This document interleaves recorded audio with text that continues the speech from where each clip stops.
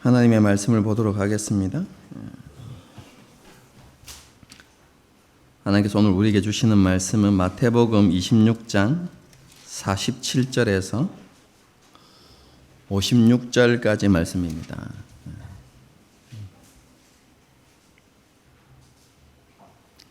끝이 보이지 않던 예수님의 행적에 대한 말씀들이 이제 끝을 향해서 달려가고 있습니다. 마태복음 26장 47절에서 56절까지 말씀입니다. 한 절씩 교독하시겠습니다. 제가 먼저 읽습니다. 말씀하실 때에 12 중에 하나인 유다가 왔는데 대제사장들과 백성의 장로들에게서 파송된 큰 무리가 칼과 몽치를 가지고 그와 함께 하였더라.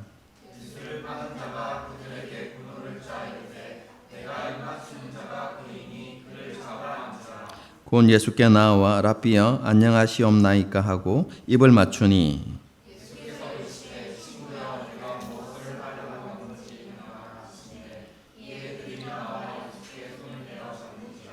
예수와 함께 있던 자 중 하나가 손을 펴 칼을 빼어 대제사장의 종을 쳐 그 귀를 떨어뜨리니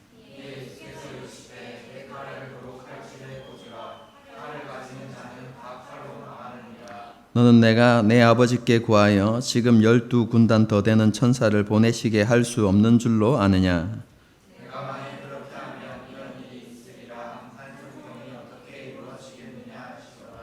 그때에 예수께서 무리에게 말씀하시되 너희가 강도를 잡는 것 같이 칼과 몽치를 가지고 나를 잡으러 나왔느냐. 내가 날마다 성전에 앉아 가르쳤으되 너희가 나를 잡지 아니하였도다. 그러나 이렇게 된 것은 다 선지자의 글을 이루려 함이니라 하시더라. 이에 제자들이 다 예수를 버리고 도망하니라. 아멘. 십자가 죽음을 앞두신 예수님께서는 제자들과 마지막으로 유월절 만찬을 나누셨습니다. 누가복음을 보게 되어지면 유월절 만찬을 나누신 장소는 어떤 사람이 제공했던 큰 다락방이었다 이렇게 말하고 있죠. 여기서 말하는 다락방은 우리가 흔히 알고 있는 다락방이 아닙니다. 우리가 아는 다락방은 뭐죠? 집, 그죠? 2층 한 구석에 조그만 공간, 이것을 다락방이라고 우리는 알고 있는데요. 예수님께서 만찬을 나누셨던 다락방은 그런 다락방이 아닙니다. 여러분, 그래서 이것을 알려고 하면 그 문화를 알아야 되고, 그죠? 그 시대의 집의 구조를 알아야 하는데요. 쉽게 말씀드리면 그냥 2층에 있는 방이다 이렇게 생각하시면 되겠습니다. 집에 들어가면 마당과 같은 생활 공간이 있고, 그리고 생활 공간 한편에 뭐가 있다고 했습니까? 짐승을 기르는 우리나 이런 마구간 같은 게 있고요. 그 옆에 이제 숙소가 있습니다. 그리고 2층에도 숙소가 있는데요. 그 2층의 숙소는 많은 경우에 있어서 손님들을 대접하거나 손님들이 묵어갈 수 있는 공간으로 아주 넓은 방이 있습니다, 여러분. 특히 부자일수록 그죠? 그 2층 공간이 매우 넓겠죠. 그죠? 예수님께서 만찬을 나누셨던 2층 그 방은요, 큰 방이었습니다. 제자들이 모두 들어가서 이렇게 12제자와 예수님이 함께 들어가서 만찬을 이렇게 즐길 수 있을 만한 큰 공간이었죠. 여러분, 이렇게 보게 되면 그 다락방을 제공했던 2층 방 공간을 제공했던 그 사람이 매우 부유한 사람이었다는 것을 우리가 쉽게 알게 되죠. 예수님을 따르고 섬기면서 예수님을 후원했던 사람 중에 한 사람이지 않았을까? 이렇게 추측이 되어지죠. 여러분, 그곳에서 만찬을 나누시던 중에 예수님께서는 가룟 유다에게 말씀하십니다. 네가 할 일을 속히 하라 이렇게 말씀하시죠. 그 말씀을 들었던 제자들은 그 의미를 제대로 알지 못합니다. 왜냐하면 가룟 유다가 회계의 직책을 맡고 있었죠. 그래서 예수님께서 가룟 유다에게 유월절에 필요한 어떤 물품들을 사라거나 혹은 가난한 사람들에게 나누어 줄 어떤 것들을 구입하라는 말씀으로 이해하고 받아들였습니다. 하지만 가룟 유다는 정확하게 알아들었겠죠. 그죠? 예수님의 말씀을 듣고 나가면서 지금이 예수님을 잡아서 넘길 수 있는 가장 좋은 기회다 이렇게 생각하고 대제사장과 장로들이 모여 있는 그곳으로 이렇게 찾아가게 되는 것이죠. 예수님 말씀 후에 이렇게 가룟 유다가 나간 이후에 그렇죠? 만찬이 다시 이제 시작되어진다고 말씀을 드렸죠. 그래서 세 번째 잔을 드시고 그곳에서 성만찬을 제정하시고 그리고 요한복음 13장부터 17장까지 있는 긴 가르침과 교훈이 이어집니다. 그리고 마지막 이제 잔을 드시고 6월절 만찬을 마무리하시고 제자들과 함께 겟세마네 동산으로 이렇게 올라가시죠. 우리가 지난 시간에 겟세마네 동산에서 있었던 일들을 잠시 살펴보았습니다. 예수님께서는 하나님의 진노와 심판의 무게로 인해서 심히 고민하시고 고통스러워 하셨습니다. 하지만 예수님께서는 십자가 죽음만이 온 세상을 구원하는 유일한 길이라면 아버지의 뜻대로 되기를 원합니다. 라고 그렇게 하나님 앞에 간절히 기도하셨죠. 그리고 기도를 마치셨을 때 가룟 유다가 대제사장과 장로들에게서 파송된 큰 무리와 함께 예수님을 찾아오게 됩니다. 요한복음을 보게 되면요, 로마의 군대와 그리고 한 무리인데요. 이 무리가 어떤 무리이냐면 그 당시 성전의 경비를 맡았던 레위인들로 구성되어진 성전 경비대입니다. 그래서 로마의 군대와 성전 경비대가 그렇죠?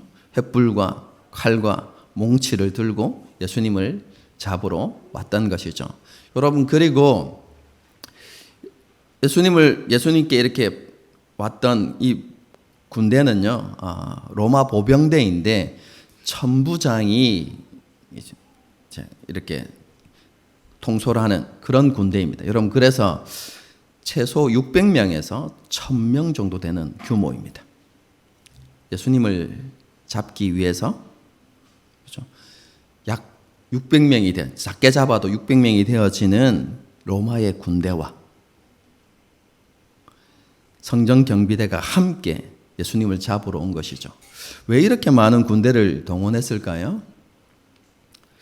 예수님께서 나중에 너희가 강도를 잡으려 하는 것처럼 이렇게 표현하고 있는데요. 여기서 말하는 강도는 우리가 생각하는 그런 강도가 아닙니다. 우리는 강도를 어떻게 생각하죠?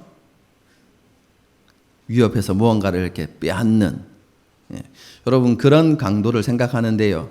여기에서 사용되어진 강도라는 표현은 뭐냐면 혁명가, 반란을 일으킬 무리의 두목, 이런 의미입니다. 그렇죠? 여러분, 6월절이 되어지면 그렇죠? 로마 정부의 압제에 불만을 품었던 이스라엘 백성들 가운데 밀란들이 많이 일어났는데 그 밀란을 이끄는 대장이 있었죠. 리더가 있죠. 여러분, 그런 사람들을 가리키는 표현이 강도라는 표현이거든요. 그래서 예수님께서 뭐 하시려고 어떤 의도를 가지고 있다고 생각했습니까?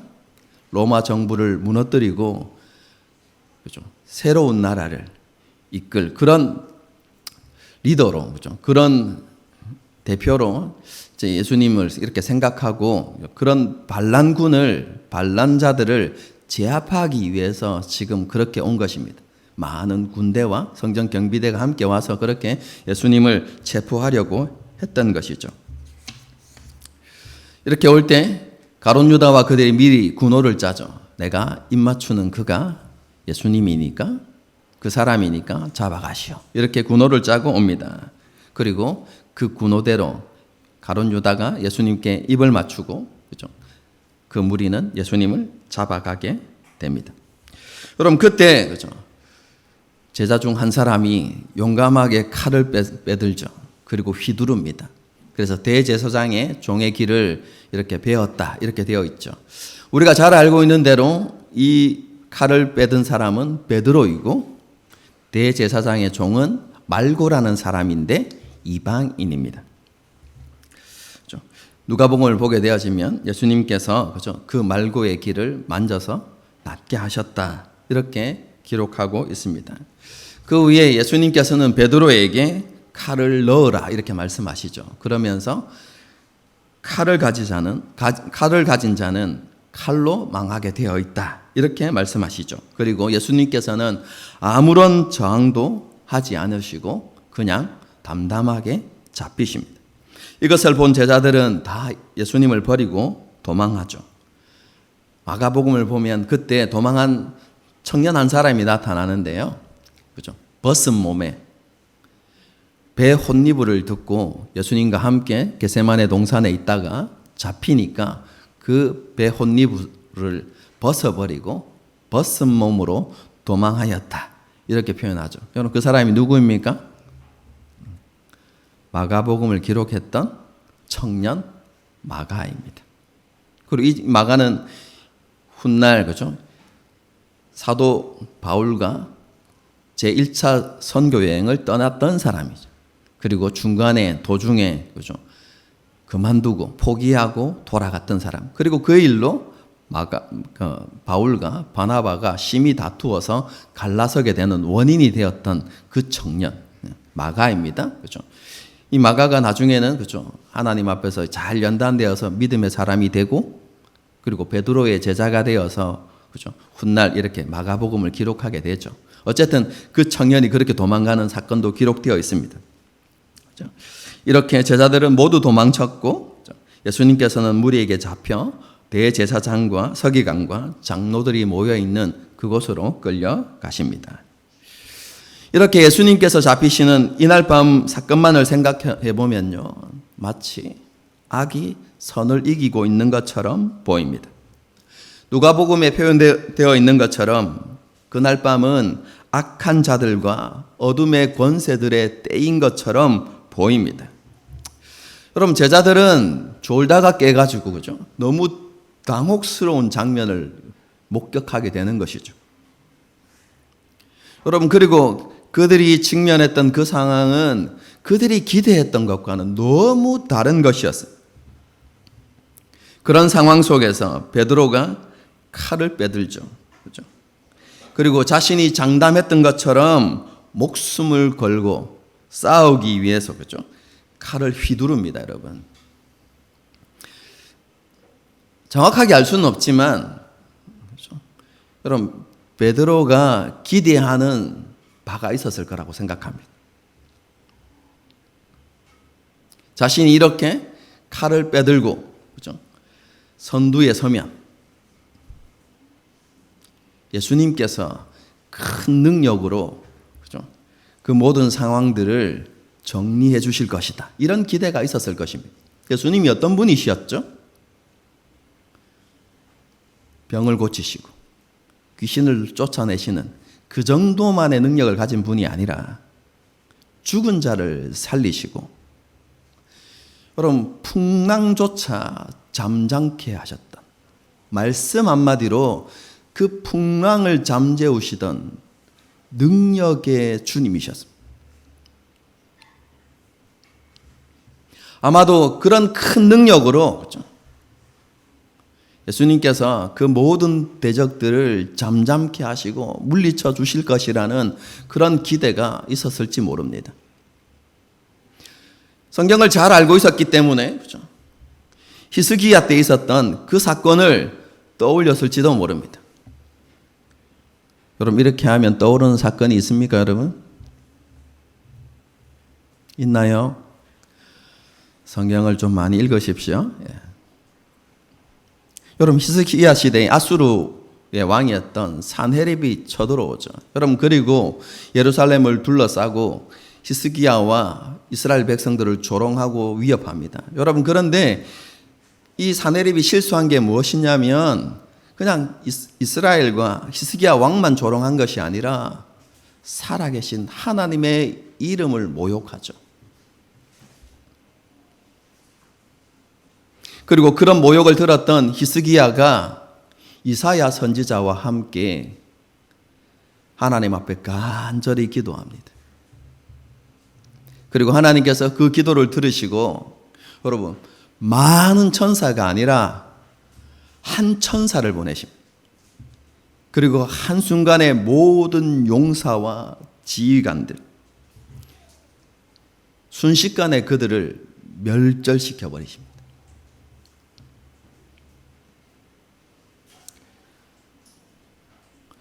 이런 하나님의 능력을 잘 알았던 베드로가 어쩌면 그런 일들을 기대했을지도 모릅니다.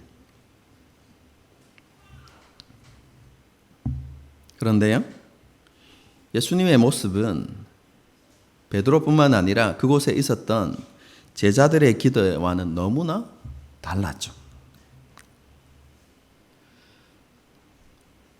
돌격 앞으라. 예수님께서 그렇게 말씀하시면서 내가 너희 앞서서 싸우겠다 이렇게 말씀하신 게 아니라 칼을 다시 꽂으라 이렇게 말씀.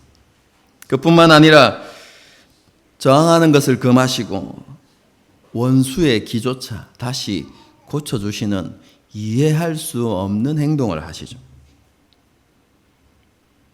여러분, 제자들은요, 악한 자들의 계계와 공격 앞에 너무나 초라하고 무기력해 보이는 예수님의 모습을 발견합니다. 여러분, 조금 뒤에 일어날 일들이지만, 그죠? 원수들의 조롱과 비난과 거짓 증거 앞에 한 말씀도 하지 못하시는 예수님의 모습을 보게 됩니다. 여러분, 너무나 낯선 모습이죠. 여러분, 이 사건이 있기 전에 성전에서 있었던 일들을 한번 생각해 보십시오. 예수님을 올무에 빠뜨리기 위해서 그들 스스로가 난제라고 생각하는 문제들을 들고 와서 예수님을 시험했을 때 예수님께서 어떻게 하셨습니까?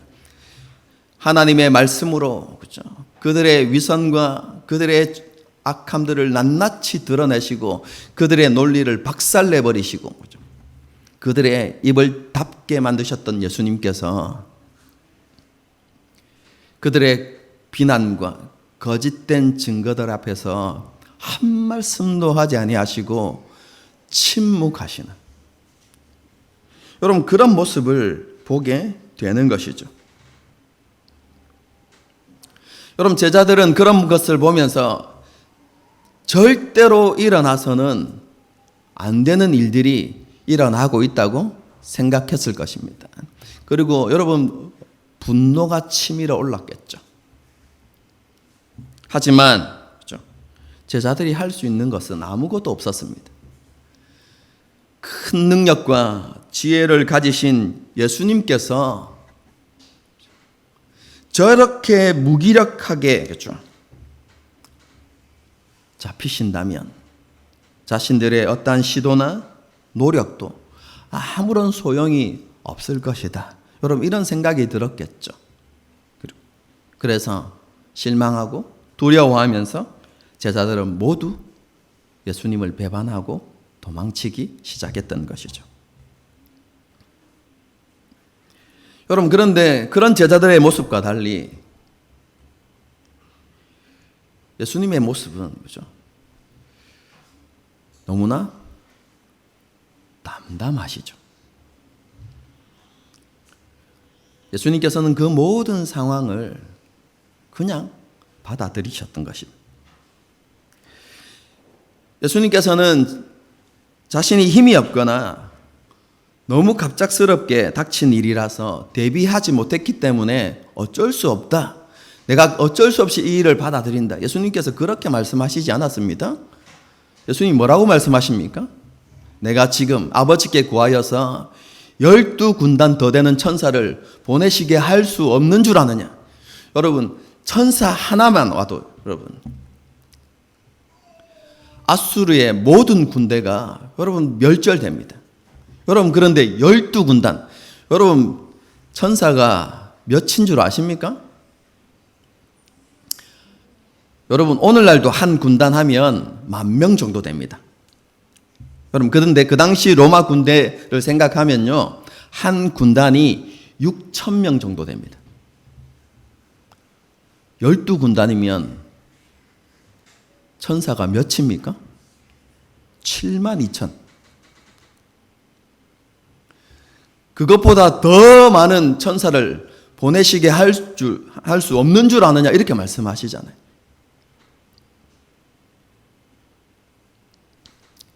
할 수 있지만 그렇게 한다면 이런 일이 있으리라고 그렇게 기록되어 있는 하나님의 말씀이 어떻게 이루어지겠느냐. 예수님께서 그렇게 말씀하시죠. 무리에게 잡히시는 것은 제자들이 생각하는 것처럼 일어나서는 절대로 안 되는 일이 아니라 반드시 일어나야만 하는 일이라고 예수님께서 받아들이신 것이죠. 그리고 예수님께서는 지금 하나님의 뜻과 계획이 온전히 성취되고 있다 라고 그렇게 확신하시고 그 모든 상황들을 받아들이고 계셨던 것이죠. 여러분, 이것과 관련되어진 예언의 말씀 많이 있지만, 구약에 그렇죠, 많은 말씀들이 있지만 가장 분명하게 보여주는 말씀이 있습니다. 어디입니까? 찾아보겠습니다. 이사야 53장입니다. 이사야 53장. 구약 성경 1033페이지입니다. 이사야 53장. 그렇죠? 6절부터 10절까지 그렇죠? 제가 읽어보겠습니다. 다 찾으셨습니까? 이사야 53장 6절부터 10절까지 제가 읽어드리겠습니다. 우리는 다 양 같아서 그릇 행하여 각기 제 길로 갔거늘 여호와께서는 우리 모두의 죄악을 그에게 담당시키셨도다.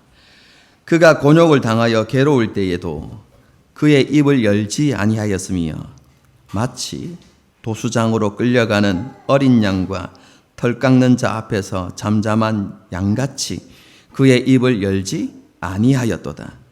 그는 곤욕과 신문을 당하고 끌려가서나 그 세대 중에 누가 생각하기를 그가 살아있는 자들의 땅에서 끊어짐은 마땅히 형벌받을 내 백성의 허물 때문이라 하였으리요.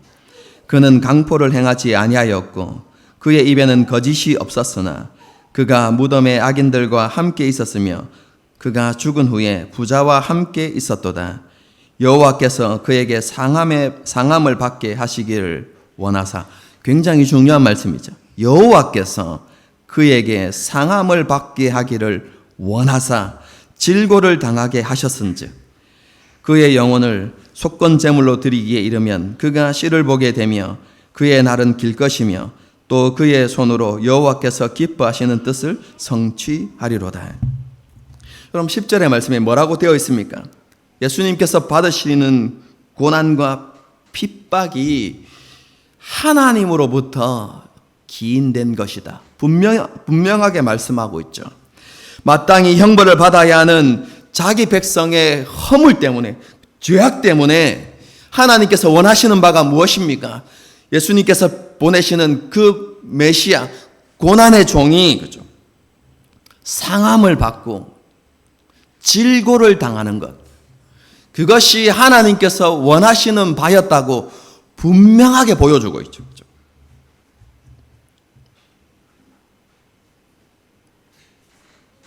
하나님의 소원, 하나님의 뜻, 하나님의 계획이 이루어지고 있는 것이고 예수님께서는 그것을 담담하게 받아들이셨던 것이죠. 확신 가운데.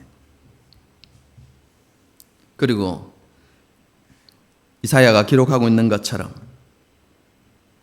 도수장에 끌려가는 양처럼 털 깎는 자 앞에서 잠잠한 양처럼 예수님께서는 입을 열지 않으시고 그 비난자들 앞에서 침묵하십니다. 모두 하나님의 말씀을 이루기 위함이었습니다. 예수님께서는 어쩔 수 없다는 자포자기의 심정으로 참고 견디신 것이 아니라 하나님께서 기뻐하시는 뜻이 이루어진다는 확신과 소망 가운데 모든 것을 담담하게 받아들이셨던 것이죠. 하지만 제자들에게는 이런 시각이 없었습니다. 예수님께 일어나고 있는 일들에 대한 이해가 부족했습니다. 예수님을 향한 하나님의 뜻과 계획을 그들이 알지 못했던 것이죠. 여러분, 당연한 게 아닙니다, 여러분. 예수님께서 공생의 마지막 1년을 앞두시고 제자들에게 뭘 가르치셨습니까?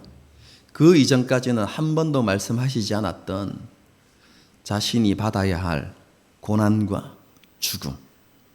여러분, 그것뿐만 아니라 그 이후에 있을 부활에 대해서까지 예수님께서 제자들에게 말씀해 주셨습니다. 여러분, 한 번 말씀해 주신 게 아닙니다. 여러 번 반복했어.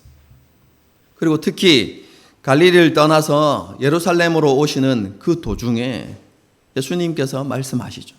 그리고 유월절을 앞두고 다시 한번 그들에게 자신의 고난과 부활에 대해서 예수님께서 제자들에게 가르치셨습니다. 여러분, 그런데 제자들이 그것을 받아들일 수 없었죠. 이해하지 못하는 정도가 아니라 받아들일 수 없었습니다. 그리고 그것에 대해서 더 자세히 묻기도 두려워하고 싫어했습니다. 왜냐하면 여러분, 그들이 세속적인 욕망에 눈이 멀어 있기 때문에 그렇습니다. 예수님의 그 말씀과 자신의 기대와 욕망은 너무나 달랐던 것이죠. 여러분, 그래서 예수님께서 말씀하시는 그것이 일어나지 않기를 간절히 바라는 그 욕심 때문에 예수님의 말씀이 그들의 심령 가운데 자리 잡지 못했던 것이죠. 높은 곳을 향하는 그 갈망이요, 그리고 그 욕망이요, 하나님의 뜻과 계획을 보지 못하게 만들었던 것입니다.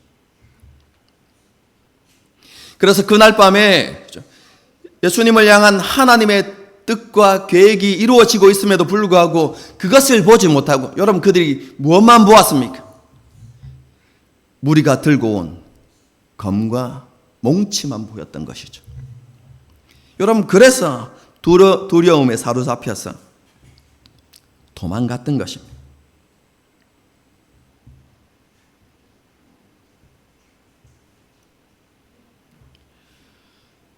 제자들이 꿈꾸고 소망했던 나라는 예수님께서 세우시려고 했던 나라와는 전혀 다른 나라인 것이죠. 여러분, 예수님께서 세우시고자 했던 나라는 세상 나라와 다른 나라입니다. 세상 나라와 전혀 다른 가치를 추구하는 나라죠. 여러분, 세상 나라가 중요하게 생각하는 가치 리스트를 쭉 한번 생각해 보십시오. 여러분, 그 리스트 꼭대기에 어떤 단어가 있겠습니까? 돈, 권력, 성공, 명예, 여러분, 이런 것들이 있겠죠. 여러분, 왕조가 바뀌거나 오늘날로 얘기하면 정부가 바뀌거나 여러분, 지배 계층이 바뀐다고 여러분 그 리스트가 바뀌겠습니까? 여러분, 지도자의 가치관에 따라서 미세한 조정은 일어날 수 있습니다. 그러나 크게 바뀌는 것은 없습니다. 여러분, 그런데 예수님께서 세우시는 나라는 세상 가치 리스트와는 전혀 다른 정반대의 리스트가 여러분 이렇게 만들어지는 것이죠. 여러분, 예수님께서 세우시는 나라의 가치 리스트 꼭대기에 뭐가 있을까요? 여러분, 뭐라고 생각하십니까? 진리와 사랑, 자기 부인과 순종. 여러분, 이런 것들이 가장 꼭대기에 있겠죠. 가난한 마음과 애통한 마음, 온유와 겸손, 공의와 긍휼, 그리고 깨끗함과 정직함. 여러분, 이런 것들이 가치 리스트 꼭대기에 다 나열되어 있겠죠. 여러분, 그런데 제자들은 이런 나라를 세우시기 원하시는 예수님의 기대와 소망을 전혀 알지 못했습니다. 그들은 그날 밤에 자신의 기대와 소망들, 자신의 욕망이 물거품처럼 사라질 것 같다는 위협을 받습니다, 여러분. 그래서 칼을 빼든 것입니다, 여러분. 예수님을 위해서 칼을 빼든 것 같지만 자신의 기대와 욕망이 사라질 위기가 닥치자 칼을 빼든 것뿐입니다, 여러분. 만일 예수님을 위해서 칼을 빼들었다면 한 번 휘두르는 거 끝났을까요?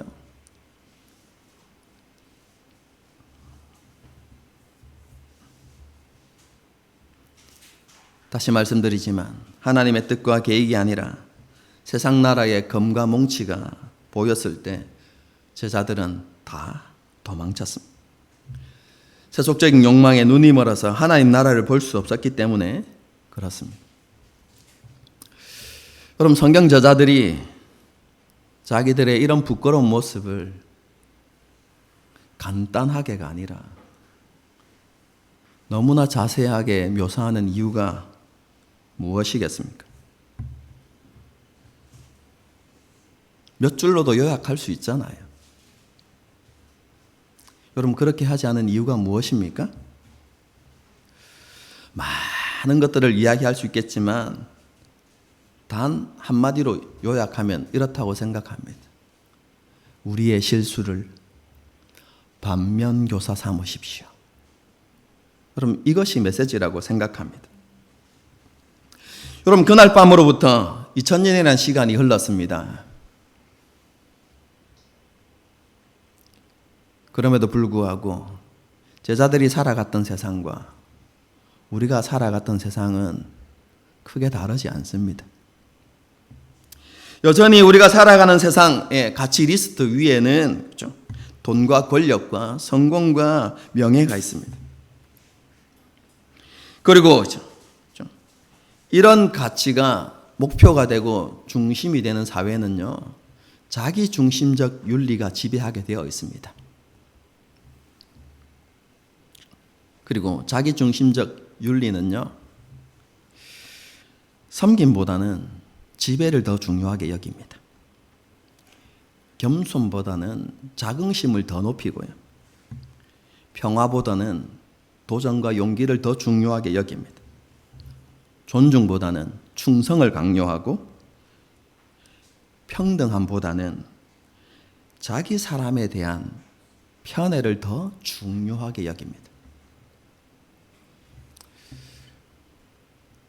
어디서 많이 보는 모습 아닙니까? 저는 요즘 이 나라를 바라보면서 점점 더 그렇게 되어 간다는 그런 생각을 가지게 됩니다. 너무나 안타깝고 무기력함과 절망감이 몰려올 때도 있습니다. 정말로 이 나라와 민족을 위해서 정말로 많이 기도해야 되는 때이구나, 이런 것들을 느낍니다, 여러분. 여러분들도 그렇게 나라와 민족을 위해서 기도에 힘써야만 합니다. 여러분, 이런 자기중심적인 윤리는요, 기독교 윤리와 다르죠. 여러분, 기독교 윤리는 어떤 윤리입니까?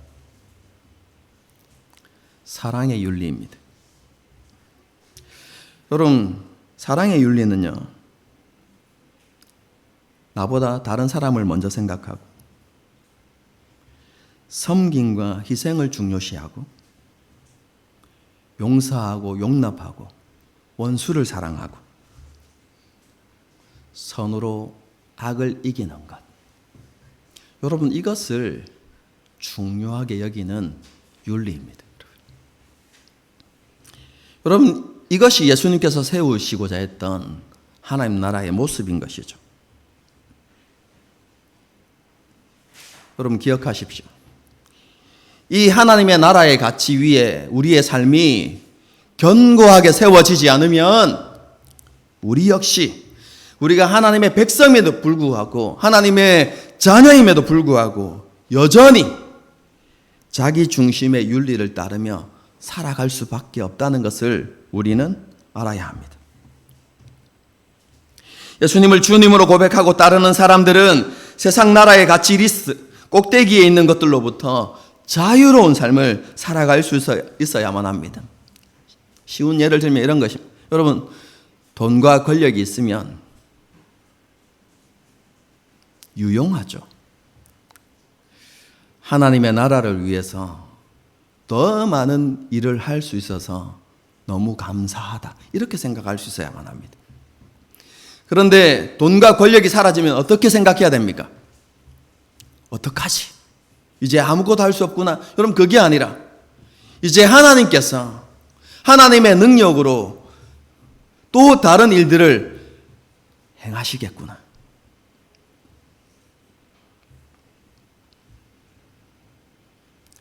여러분, 그런 기대와 소망을 가지고 하나님께 감사하는 것.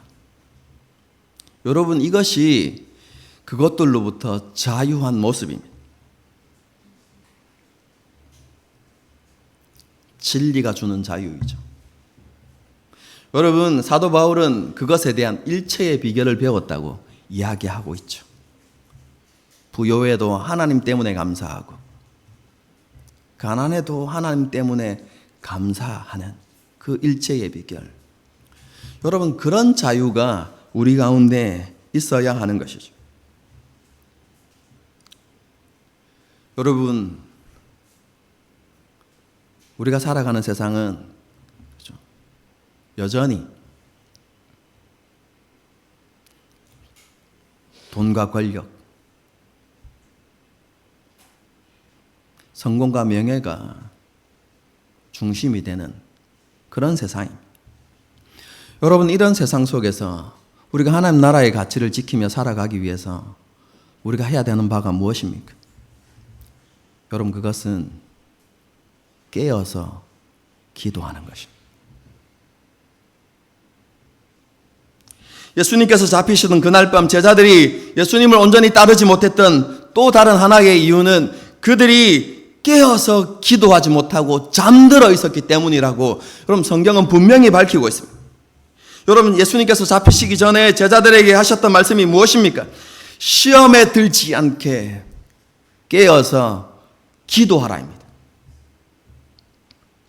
예수님께서는 기도의 실패가 삶의 실패로 이어진다는 것을 너무나 잘 알고 계셨습니다. 기도 가운데 하나님과 깊은 교제를 누렸어. 그렇죠? 하나님과의 관계가 바르게 세워질 때 우리가 어떻게 살아가야 할지를 알게 됩니다. 우리가 어떤 길을 걸어가야 할지를 분명하게 깨닫게 되는 것이죠. 그리고 기도를 통해서 우리의 지위와 위치를 알게 될 때 하나님의 뜻을 구하게 되어 있습니다.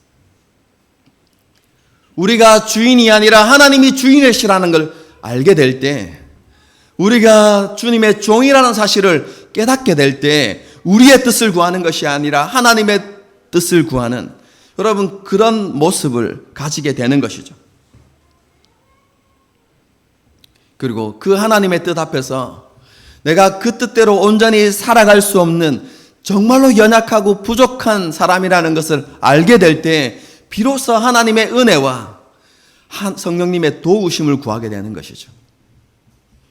여러분, 이렇게 기도에 성공하게 될 때 비로소 시험과 환난이 다가올 때 예수님처럼 그것 앞에 당당하게 맞서는 사람이 될 수 있는 것입니다.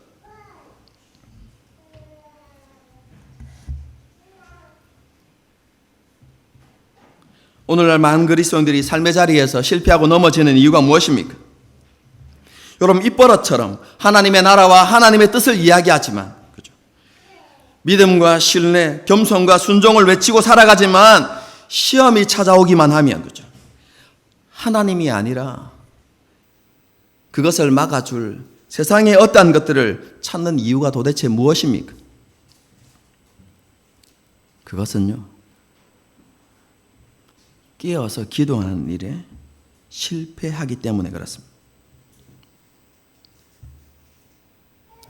하나님께서 원하시는 모습은요, 세상 사람들과 똑같이 검을 휘두르는 모습이 아닙니다. 수치스러운 모습으로 도망가거나 타협하거나 배반하는 모습이 아닙니다, 여러분. 하나님께서 원하시는 것은 깨어서 기도하는 것입니다. 여러분, 예수님께서 잡히시는 그날 밤에 철저한 실패를 경험했던 베드로가 훗날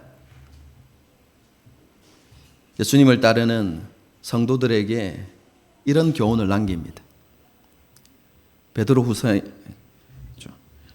4장 7장에 있는 말씀인데요. 제가 말씀을 읽어드리겠습니다. 만물의 마지막이 가까이 왔으니 그러므로 너희는 정신을 차리고 근신하여 기도하라. 저는 이 말씀을 베드로가 기록하면서 그날 밤 사건을 떠올렸을 거라고 생각합니다. 시험에 들지 않게 깨어서 기도하라. 그 말씀대로 깨어서 기도하지 못하고 고난과 시련이 눈앞에 이르렀음에도 불구하고 잠들어 있던, 그래서 철저하게 실패했던 그날 밤을 떠올리면서 정말로 애타는 마음으로 성도들을 향하여서 기록하고 있는 것이죠. 여러분들은 그날 밤처럼 하면 안 됩니다. 이렇게 이야기하는 것이죠. 만물의 마지막이 가까이 이르렀습니다. 그러므로 여러분은 정신을 차리십시오. 잠들면 안 됩니다.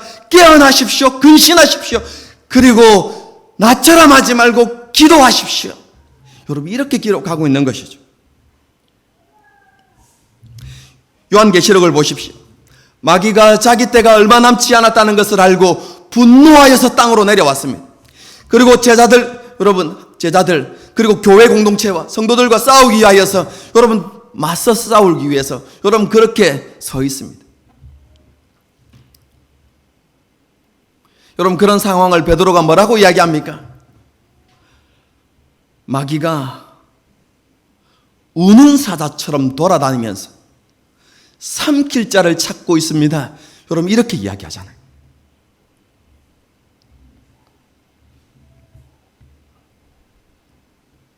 우린 그런 치열한 영적 전쟁이 있는 하루하루를 살아가고 있습니다.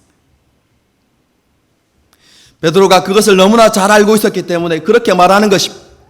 여러분 앞에 치열한 영적 전쟁이 있습니다. 여러분을 무너뜨리려고 하는 그 사단의 유혹과 공격들이 여러분의 눈앞에 이르러 있습니다. 기회만 생기면 마귀는 그렇게 우리를 찾아올 것입니다.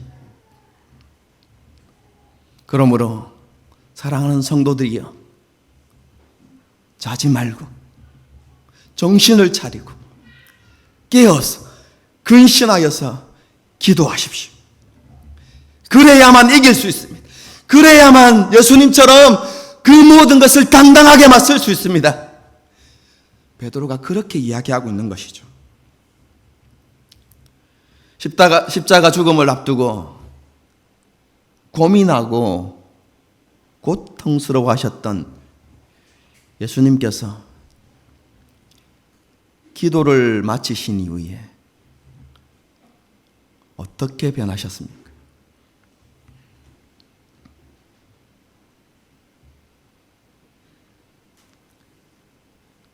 말로 표현할 수 없는 그 고난을 당당히 맞서시는 예수님의 모습을 보여주셨죠. 기도에서 승리해야 삶에서도 승리합니다. 여러분, 그런 관점에서 보면요, 기도야말로 그리스도인에게 있는 가장 본질적인 싸움입니다. 그럼 기도하는 거 쉽지 않습니다, 여러분. 기도의 자리를 지키는 게 쉽습니까? 기도의 무릎을 세우는 것 자체가 치열한 영적 전쟁입니다. 우리의 것을 내려놓아야 하기 때문에 그런 것이죠. 우리의 시간을, 우리의 피곤함을.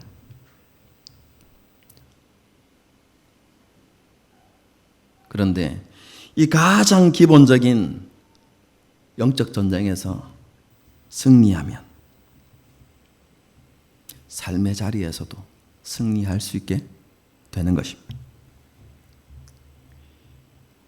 기도 없는 승리는 없습니다. 원수와 세상과의 싸움에서 승리하는 비결은 깨어서 기도하는 것입니다.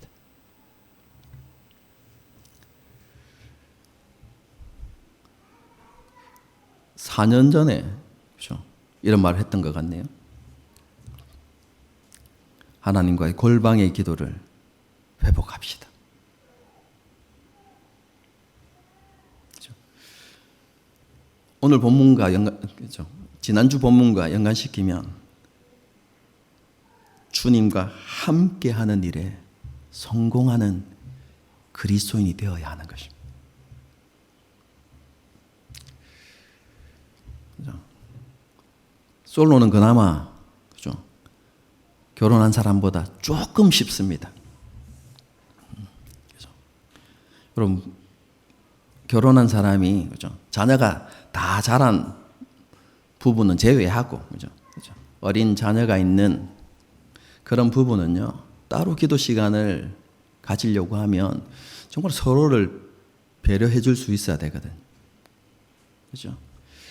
여러분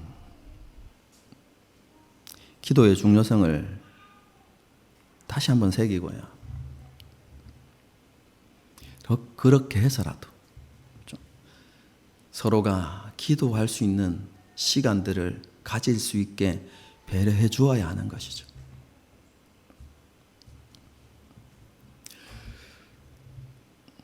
그렇죠? 우리 교회는 너무 안타까운 사실이 있는데 그렇죠? 가장 좋은 방법은 교회에 와서 기도하는 일인데 기도하는 것이 가장 좋은데 왜냐하면 다른 것에 방해받지 않을 수 있기 때문에 그래요. 그런데 너무나 안타깝게도 집 가까운 성도가 별로 없어요. 너무 안타까운 일이. 그렇죠? 그래도 올 수 있는 사람들은 그렇죠? 교회 와서 기도하면 좋고요. 그렇지 않으면 개인적인 골방의 자리를 만들려고 노력하십시오. 그리고 다시 한번 강조하지만 그리스도인이 함께 기도하는 것이 얼마나 중요한지 여러분 다시 생각하셔야만 합니다. 기도하는 자리에 함께 모일 수 있었으면 좋겠습니다. 어쨌든 이렇게 기도에 무릎을 세우고 기도에 승리함으로 삶의 자리에서도 승리하는 저와 여러분이 될 수 있기를 바랍니다. 예수님께서 정말로 말씀하셨던 것처럼 시험에 들지 않도록 깨어서 기도하라. 여러분 이 말씀을 마음에 새기고 그죠? 다시 한번 우리의 삶의 우선순위를 정리하고 바르게 세워서 기도한 일에 힘쓰는 저와 여러분이 될 수 있기를 주님의 이름으로 축복합니다. 함께 기도하고 함께 찬양하고 기도하는 시간을 갖도록 하겠습니다. 그렇죠? 원하고 바라고 기도합니다.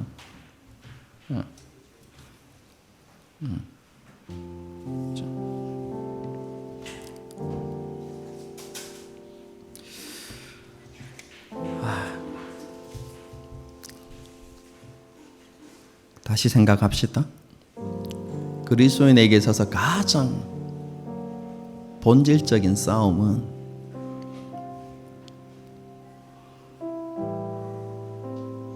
기도입니다. 여러분 거기에서 우리 삶의 자리의 모습이 달라집니다. 여러분 기도에서 승리하는 사람이 삶에서도 승리할 수 있습니다.